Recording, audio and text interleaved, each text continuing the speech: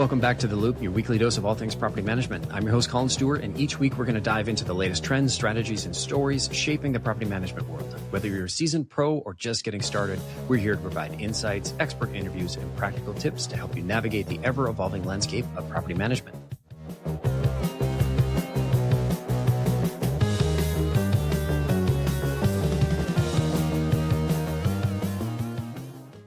Welcome back to The Loop, your weekly dose of all things property management. I'm your host, Colin Stewart, and each week we dive into the latest trends, strategies, and stories shaping the property management world. Whether you're a seasoned pro or just getting started, we're here to provide insights, expert interviews, and practical tips to help you navigate the ever-evolving landscape of property management. In today's episode, I sit down with Josh Blackman, the founder of Brownstone Property Group, to unpack the 22-year journey building a property management company in one of the most complex real estate markets in the world, New York City. From starting as a general contractor to navigating compliance headaches and now building AI tools for the industry, Josh shares lessons, systems, and mindset shifts that help shape the business along the way. We also explore where AI is headed in property management and how operators can stay ahead of the curve. Josh, I'm excited for this one. Welcome to the show. Thank you so much for having me, Colin. It's a pleasure to be here. I want to start back in the beginning. What were you doing before Brownstone? And then talk to me about, what made you decide to start the company 22 years ago? So I've had several careers. I started as an English major in college and then worked for Bank of America, became a COBOL programmer a long time ago. That was interesting. I went to film school and then became a lawyer, I started several businesses. And, directly before Brownstone, I was in-house counsel, head lawyer at a public company. I had merged my legal research firm into that. And then I read a book that changed my life and caused me to start a property management firm. That was the beginning of Brownstone. And so I jumped over and started running that business, and that took off like a rocket. And so anyway, before I was doing this, I was a lawyer. What was the book that you read? Cash Flow Quadrant by Kiyosaki. He's the guy who wrote the Rich Dad, Poor Dad books. Yeah. And he talked about a number of things in that book, Cash Flow Quadrant, one of which is that most people think of their home as their greatest asset, when in fact, for many people, it's their greatest albatross, their greatest burden. They spend 30 years paying the bank for it. So rather than doing that, buy multifamily, he advocates. And that's what I did. I went and bought a few multifamily buildings with multiple units in them. I had a partner at that time, and that caused me to discover property management. I didn't know it before that. And when we looked at the cost of property management for those multifamily buildings, we thought, kind of expensive. We could probably do this. That was the beginning of Brownstone 22 years ago. We could probably do that. It sounds like the way a lot of businesses get started. Yeah. I mean, how hard can it be, right? Right. That's what we thought at the beginning. I had a partner at that time, but it didn't look that hard, because we both owned our homes at that time, and we went and bought these investment properties. And it wasn't that hard then. 22 years ago, it was really a different situation in New York City. Now, mostly because of compliance and because of the cost of living and cost of people, it's a much bigger deal. There's a lot of competition now. So it was a very different situation when I started back then. Gotcha. And so when you started, you read this book, it convinced you to buy multifamily, you bought some multifamily, and you figured, okay, I can manage this myself. Have you stayed on with that pattern of buying units, managing them yourself, or have you expanded out into managing other folks? We primarily manage other people's property. We manage about 130 buildings in New York City and Manhattan, Queens, and Brooklyn. And we own 2 of them. The rest of them are all owned by other people. Gotcha. I imagine the cost of people must have been one of the most challenging pieces to keep up with, because especially in New York, where the cost of living is, I think has got to be one of the highest costs of living in the world. How has that impacted the people side of Brownstone? Well, as I said, it makes it very competitive to find them. People have high demands in terms of the kind of salaries they want and that sort of thing. Another aspect with regard to the cost of living is the cost of real estate. So because everything is really expensive in New York City, that means that people who can afford it are more demanding and wealthier generally. And so therefore you're dealing with that aspect of the clients are much more demanding. But going back to the cost of paying people here, it's a challenge for sure. And again, we balance that using offshore people, but with regard to managing real estate in New York City, you must have people in New York City. And they are, the costs are what they are, and you do your best to manage that. And, It's just an aspect of running a business here. And what that also means is that the cost of management increases because you got to be able to pay your people and make a living and have the business be profitable. Mhm. So, that raises the cost of management. And so, then there's pushback on that. The clients may not want to pay more.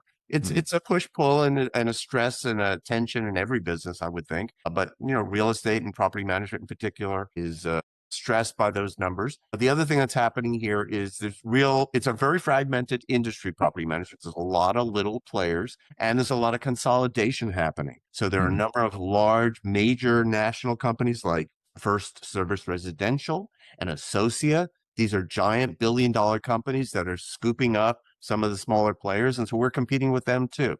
So you can imagine, given all these various aspects, the stress and the challenge of running a company like this. The operating profit is something that is challenging to manage because on the one hand, if you don't raise your rates on a regular basis, people are happy. But but then on the downside, you have less operating profit to play with, which makes the business less viable. And so in some ways, continuing to raise rates is actually good for customers because the worst thing that you could do is never raise rates ever again. And then suddenly 5 years from now, your business is completely underwater. And so if they do like the quality of service, you're going to have to make changes. And that's going to be fewer people. That's going to be lower quality folks because they're cheaper. And you're not going to be able to provide that. And so I think there's the argument that, the raising rates every year, within moderation is actually good for everybody because it allows you to continue servicing everybody. Yeah, it's a necessity.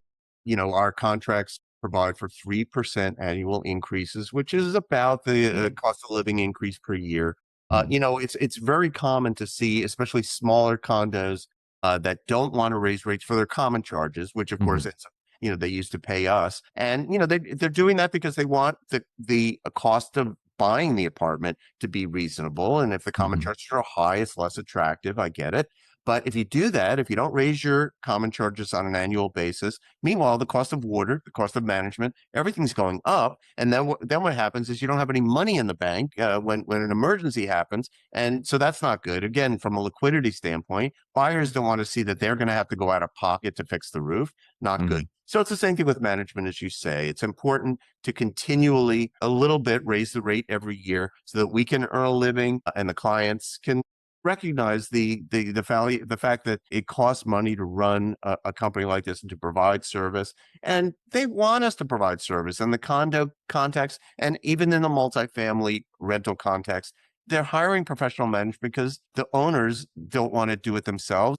Condo owners here in New York City, they have jobs, they have lives and children and families and that sort of thing. They can't be doing what we're doing, which is make sure that the compactor is cleaned and the vents are cleaned and the roof is cleared off and all the things that go to maintaining a property in New York City. So it costs something, and that's just the nature of it. And if we didn't raise rates, as you say, we wouldn't have a company that we could continue to maintain and provide service. So it's just the nature of reality. Like my papa used to say, an ounce of prevention is worth a pound of cure, you know? For sure, for sure. And it's the boil and the frog analogy. If you turn the water, if you throw a frog into boiling water, it's going to jump out. But if you put the frog in the water, you heat it gradually. You'll cook the frog as you need to. So it's a little bit at a time is the way to go. Love it. What do you think, as somebody who's been around for 22 years, I think, what's something that you think separates operators from the ones that survive long run to the ones that have disappeared throughout your time? Well, I think it's several things. There's reputation, really important to maintain that. Do the right thing. It's a very word of mouth kind of business. And if you don't do the right thing and treat people fairly and with respect, word gets around and you won't survive.